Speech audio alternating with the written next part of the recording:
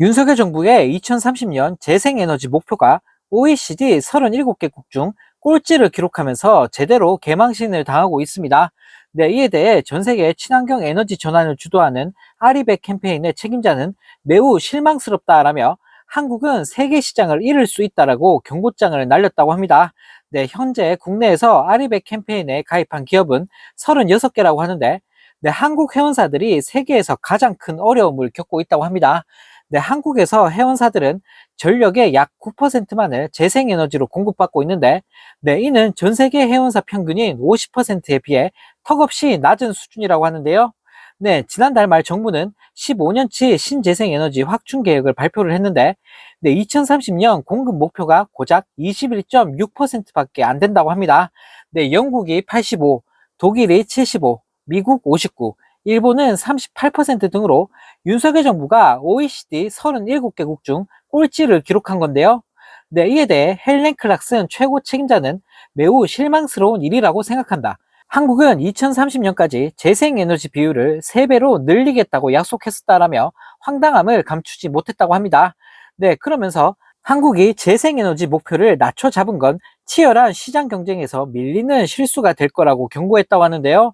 네, 한국무역협회에 따르면 지금 우리 제조 수출 기업의 16.9%가 제품을 납품할 때 재생에너지 사용을 요구받고 있고, 그중 41.7%가 올해나 내년부터 재생에너지를 사용하도록 압박을 받고 있는 상황이라고 합니다. 네, 한편 이 소식을 접한 네티즌들은 아리백이 뭔지도 모르는 인간이 대통령인데 신경이나 쓰겠냐? 그냥 망하는 거지 뭐. 모질이 하나 때문에 나라 망하는 건 한순간이구나 라는 댓글을 달며 비판했다고 합니다. 네, 정말 어이가 없습니다. 나라 말아먹으려고 작정한 것도 아니고 참 다양한 방법으로 나라를 망가뜨리고 있는 윤석열 정부인데요.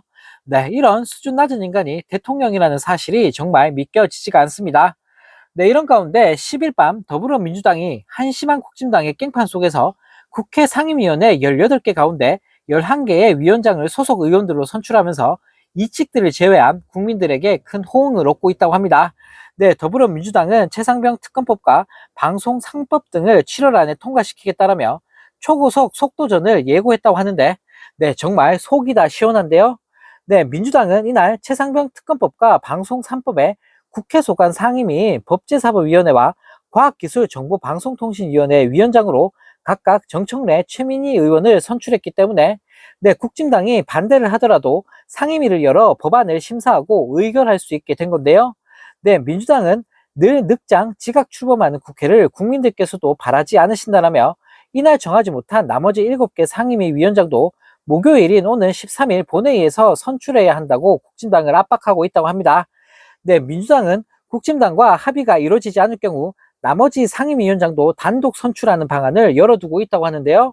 네, 한편 이 소식을 접한 네티즌들은 국힘당 저것들은 한 자리도 주지 마라. 협치 따위는 없다. 정상적인 국민들은 이걸 원한다. 협치는 개뿔이라는 댓글을 달며 국힘당을 비판했다고 합니다. 네, 정말 어이가 없습니다. 뭐 언제부터 국힘당이 협치를 했다고? 네, 그냥 민주당이 모조리 다 가져가는 게 이번 총선에서 드러난 민심 아닙니까? 네, 민주당은 그냥 국힘당은 개무시하고 상임위 싹쓸이 해주길 바라겠습니다. 네, 또 다른 소식입니다. 국민권익위원회가 김건희 씨의 명품 가방 수수 사건을 두고 위반 사항 없음으로 종결 처리하면서 큰 파문이 일고 있는 가운데, 네, 야당에서 이제부터 고위공직자의 배우자에게 뇌물을 줘도 직무 관련성이 없으면 아무런 문제가 없다고 권익위가 인정했다라며 강하게 비판했다고 하는데요. 네, 더불어민주당 이해식 대변인은 10일 논평을 내고 혹시나 했는데 역시나다. 국민권익위원회가 김건희 여사의 명품백 수수 의혹 신고 사건을 수사기관에 이첩하지 않고 자체 종결 처리했다라며 대통령의 대학 동기 위원장과 검찰 출신 부위원장이 있는 권익위가 대통령과 영부인의 해외 순방 출국길에 꽃길을 깔아주었다라며 강하게 비판했다고 합니다. 네, 이 대변인은 또 영부인이 사적 공간에서 수백만 원대 명품백을 버젓이 받는 장면을 전 국민이 봤는데 권익위는 아무 문제가 없다고 한다. 청탁금지법에 배우자 처벌 규정이 없다는 이유라며 이제부터 고위공직자의 배우자에게 뇌물을 줘도 직무 관련성이 없으면 아무런 문제가 없다고 권익위가 인정했다. 권익위는 청탁금지법 빠져나가기 일타 강사를 자처한 것인가 라고 비판했다고 하는데요. 네, 그러면서 권익위의 조사 결과는 결국 특검으로 가야 김건희 여사를 둘러싼 의혹에 시시비비를 가릴 수 있음을 분명히 보여준다라며 꼬집었다고 합니다. 네, 정말 어이가 없습니다.